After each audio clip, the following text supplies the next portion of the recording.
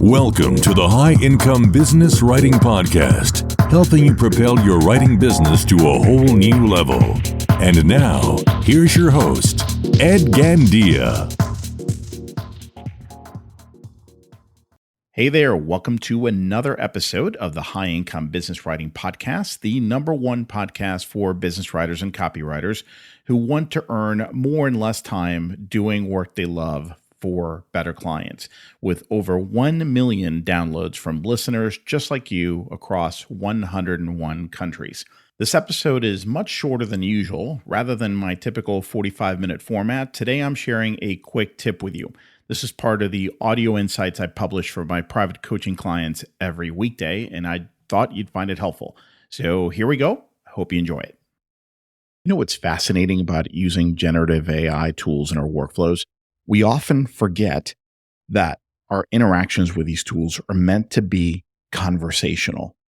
Instead of having a natural back and forth, many of us try to cram everything we possibly can into one massive prompt. We dump thousands of words of context, requirements, constraints, documents, other files, and all kinds of examples all at once. And to be fair, there are many supposed AI experts out there promoting this approach. They take great pride in crafting massive prompts and sharing them with their newsletter subscribers. And very often, these prompts are so big and complex, they have so many moving parts. I don't think many people stop to think through the logic of the prompt. And instead, they just copy and paste the prompt blindly. It's just easier, you know, when something feels so heavy, so dense. A lot of people don't stop to really kind of read through it, think about it, ask themselves, hey, how can I improve this? How can I streamline this? Nothing like that. They just copy and paste it and they start using it. And I don't think that's a good thing, because now all you're doing is outsourcing your thinking to another person, all your thinking. But there's a deeper problem with this big prompt approach, and that is the fact that it's not organic in any way. Let me explain. Think about how you would handle a complex situation with a trusted colleague or mentor. Would you walk into their office and unleash a 20-minute monologue about every single detail of your challenge and not let them get a word in? No, of course you wouldn't do that. You'd start with the core issue. You'd explain the key facts and why you're struggling with this situation. You would then do what? You'd let them respond, right? And then based on their response, their questions, their insights, you would share more relevant details with them. So in other words, you'd have a dialogue. This is exactly how we should be approaching our interactions with AI. When you're having a productive conversation with a friend about a challenge you're facing, it's a dance of sharing and listening. You provide some context, they ask follow-up questions, probing questions, or maybe they offer insights, and then you build on that. The conversation flows and builds naturally, with each person contributing to a deeper understanding of the situation.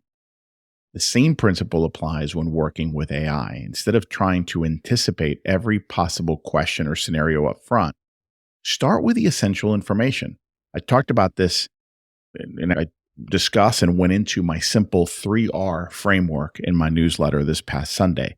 3 R's are role, reference, requirements. So role, this is where you tell the AI what perspective to adopt, what function, what job title, what character to take on. Reference is the context and background that grounds the AI's response, but you don't have to dump all kinds of information. You can, but it should be very targeted, very nuanced, just kind of the essentials, not try to dump a whole library of 47 different articles or background materials. And then requirements, the clear specifications for what you want, what you're looking for, everything from tone, voice style, cadence to, how to structure it. So the idea with the 3 R's is it forces yourself to focus on the essentials only. And then you let the AI respond. And based on what it gives you, you can now provide more context, or you can clarify your needs further. Now, this approach isn't just more natural, it's more effective. When you overwhelmed an AI with a massive wall of text and requirements, you're essentially asking it to juggle dozens of constraints all at once. And then, you know what? You're not doing yourself any favors either.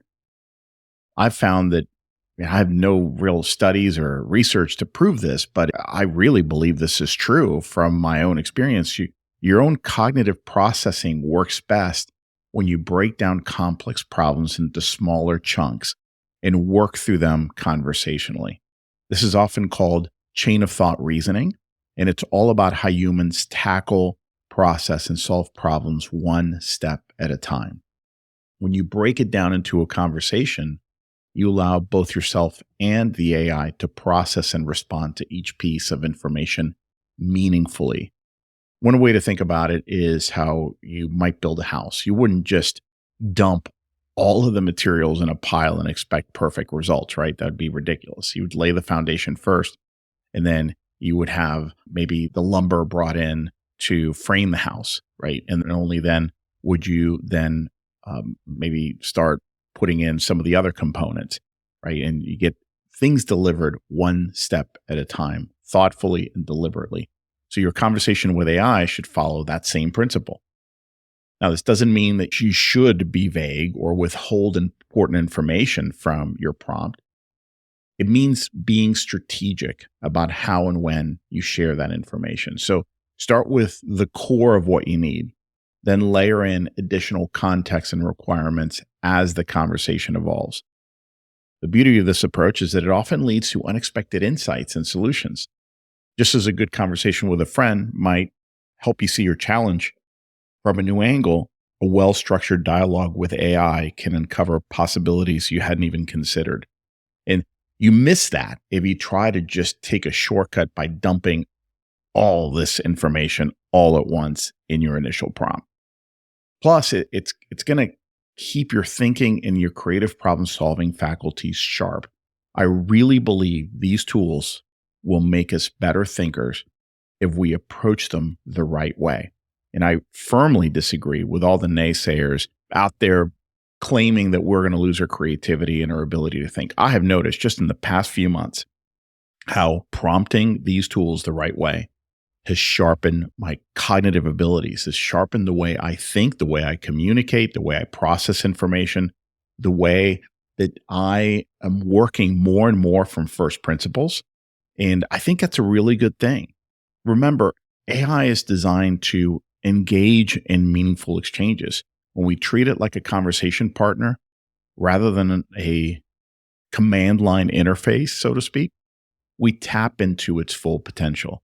So the next time you're working with one of these tools, try approaching it as you would a thoughtful discussion with a colleague you deeply respect. I think you might be surprised by how much more effective and insightful the interaction becomes. Well, that's it for today. I hope you enjoyed the episode. And just a quick reminder to grab your free copy of my latest book, Earn More in Less Time: The Proven Mindset, Strategies, and Actions to Prosper as a Freelance Writer. You can get your free copy at b2blauncher.com, where you will also find the detailed show notes to this and all my other episodes. Enjoy and have a great day.